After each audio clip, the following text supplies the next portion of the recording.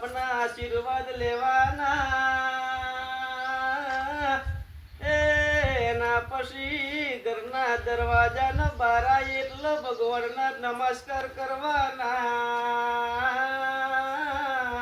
પછી ઘરથી નીકળે એટલે સ્કૂલના દરવાજા એટલે પગે પડવાનું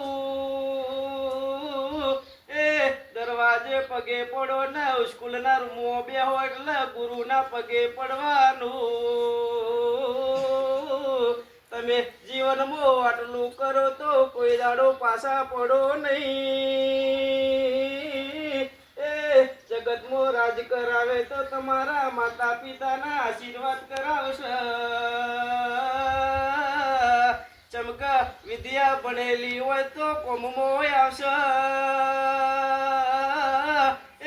ક્ષેત્રવાળા તો ક્ષેત્રીને જતા રહેશે પણ ભણેલા હોય તો આપણે ના કોઈ દાડો ક્ષેત્રાઈએ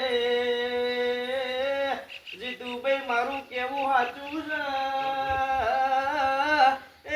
ભગવાન પણ એટલું કહે છે કે મા બાપના આશીર્વાદ કોઈ દાડો પાછા પડતા નથી।